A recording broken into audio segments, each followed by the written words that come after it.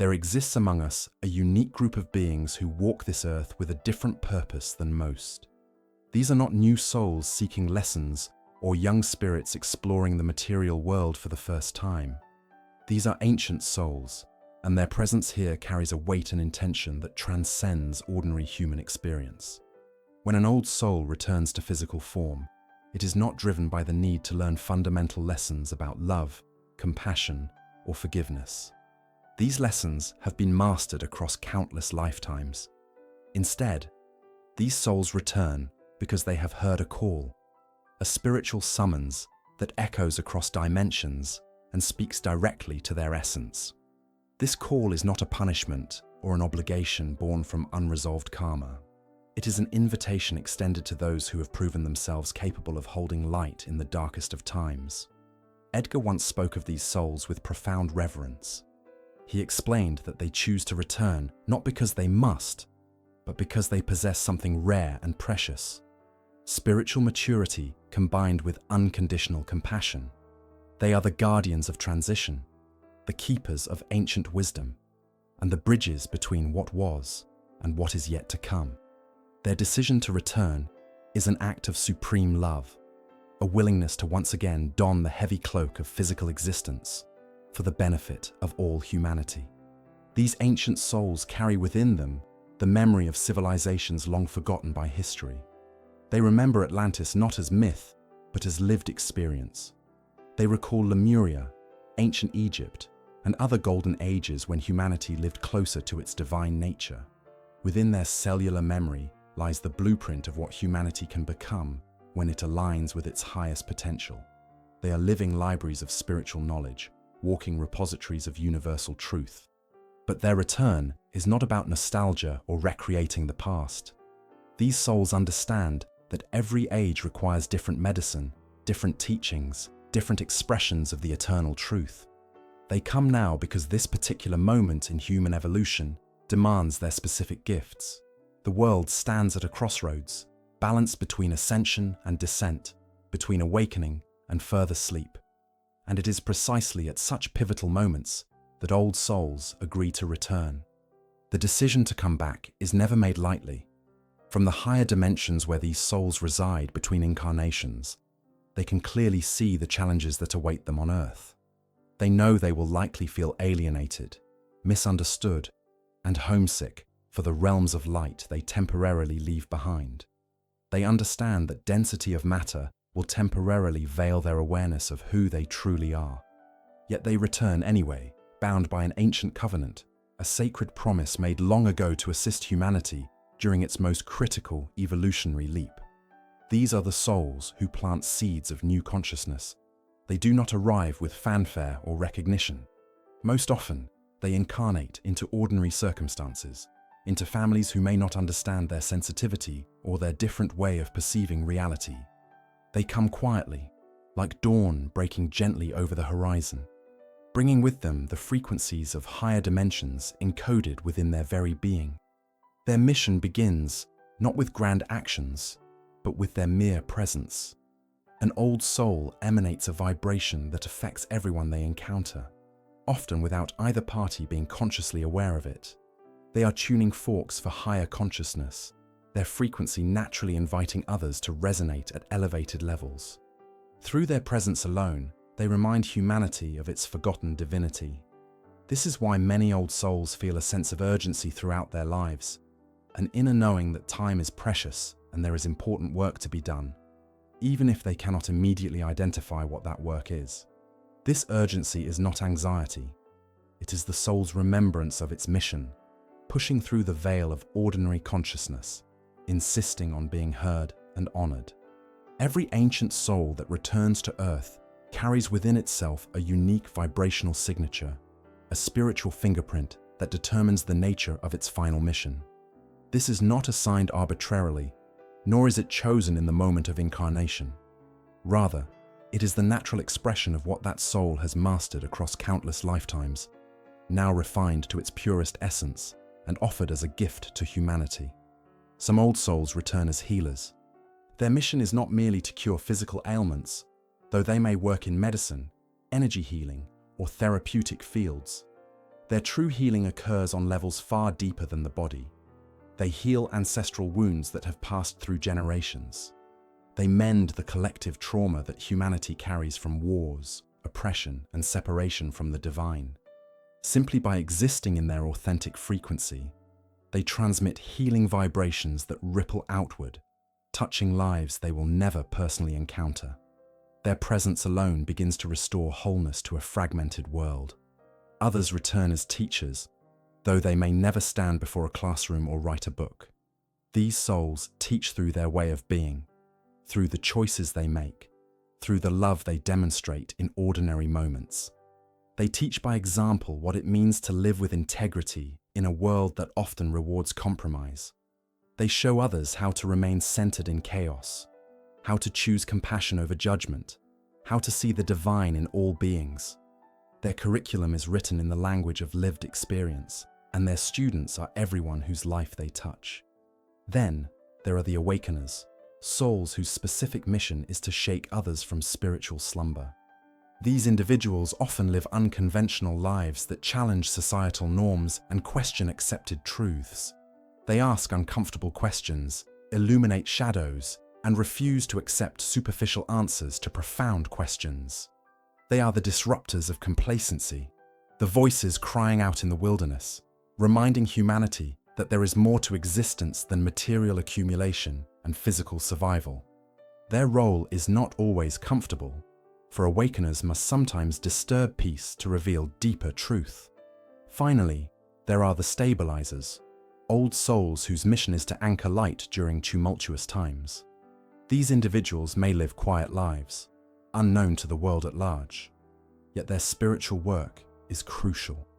They hold energetic space for transformation, maintaining equilibrium when collective energies threaten to spiral into darkness.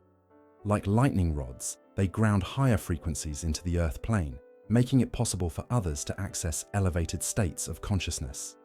They are the silent pillars upon which the temple of new consciousness is being built. What unites all these missions is a crucial understanding. The final mission is not external. It is not measured by achievements, recognition, or visible impact. The true mission of an old soul is vibrational. It is about maintaining and transmitting a specific frequency of consciousness, regardless of outer circumstances. When you understand this, you realize that an old soul fulfills their mission simply by remaining true to their essence, by refusing to dim their light to accommodate the darkness around them. This is why the final mission cannot fail in the traditional sense. An old soul does not need to reach millions, write best-selling books, or create lasting institutions. Success is measured by one criterion alone. Did they maintain their vibration? Did they stay aligned with their truth? Did they continue to embody love, even when confronted with fear, hatred, and ignorance? When an old soul completes this final mission, when they successfully hold their frequency throughout an entire incarnation, navigating all challenges while remaining rooted in their essential nature, something profound occurs. The cycle of reincarnation releases them. They are no longer bound to return to physical form unless they specifically choose to do so for purposes of service. They have graduated from Earth's school, having learned all that this dimension can teach and given all that they came to offer. But their completion does not mean they disappear. Rather, they transition to a different form of existence and service. They become what might be called ascended guides, beings of pure consciousness who continue to influence the material world without being bound by physical form. From higher dimensions, they work with those still incarnate, offering guidance, inspiration, and energetic support. They become the invisible teachers, the unnamed sources of sudden insight, the mysterious forces that arrange synchronicities and open doors at precisely the right moments. This is the ultimate purpose of the final mission. Not merely to complete one's own evolution, but to create pathways for others to follow. Every old soul who successfully completes their mission expands the collective capacity for consciousness. They prove that it is possible to live as a divine being in human form. They demonstrate that matter and spirit need not be in opposition. They show that Earth can be a place where heaven touches ground. The final mission, therefore, is both deeply personal and profoundly collective. It is the soul's individual journey to wholeness, and simultaneously, it is a contribution to the awakening of all humanity.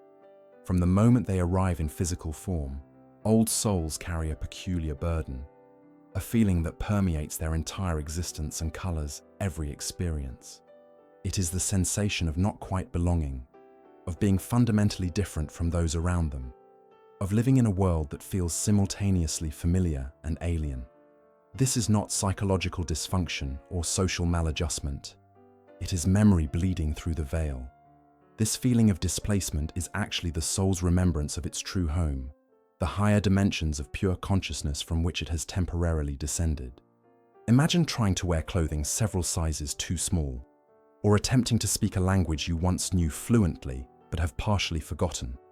This is the experience of an ancient soul confined within the limitations of physical matter and linear time.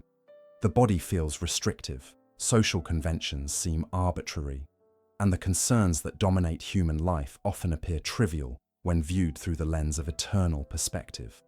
Yet despite this discomfort, or perhaps because of it, these souls return.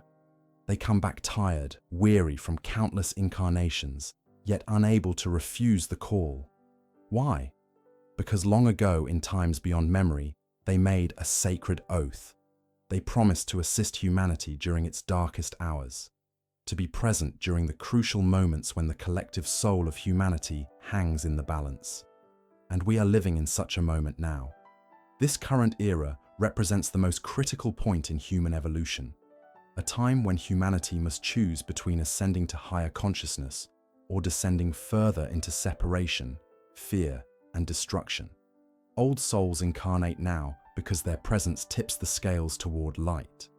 They are not here to force change or impose their will, but simply to hold a frequency that makes awakening possible for others. Their mere existence creates energetic templates that others can follow toward their own liberation.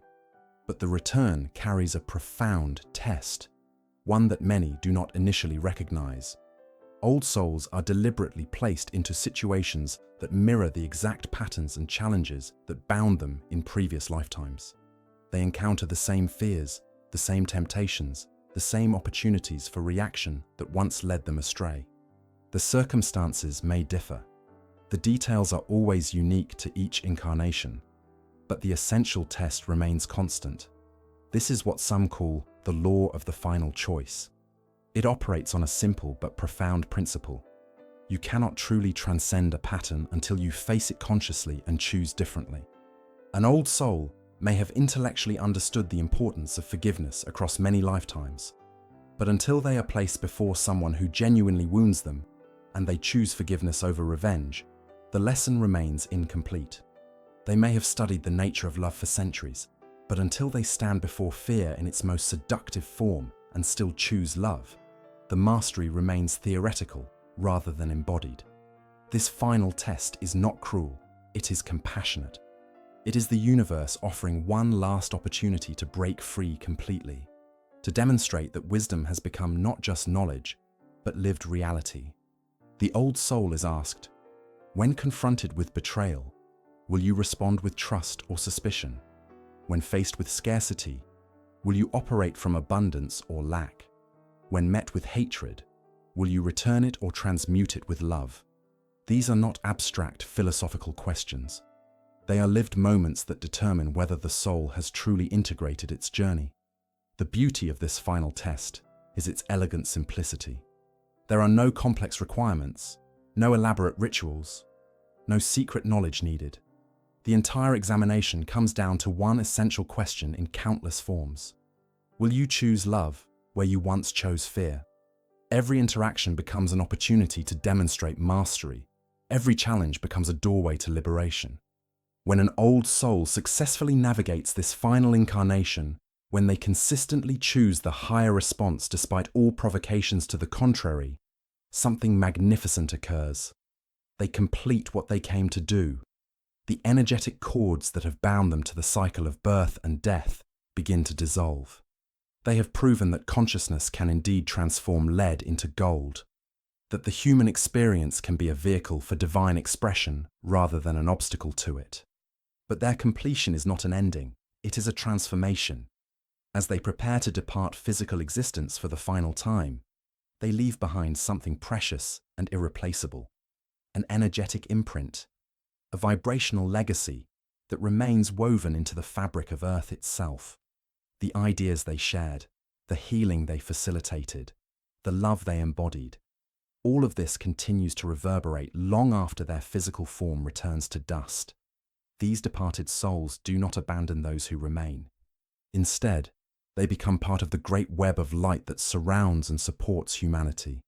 Invisible guides who work from higher dimensions to inspire, comfort, and awaken those still navigating the physical journey. They whisper insights during meditation, arrange meaningful synchronicities, and send energetic assistance to those who call upon them. Their graduation from physical incarnation marks not withdrawal but expansion. They can now serve more broadly, more freely, unbounded by the limitations of a single body in a single location. This is the ultimate truth that old souls come to embody. The end of reincarnation is not death, nor is it escape.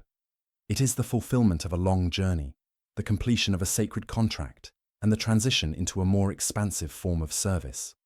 It is the soul's fusion with the divine consciousness from which it originally emerged, while retaining its unique essence and perspective gained through countless experiences in form.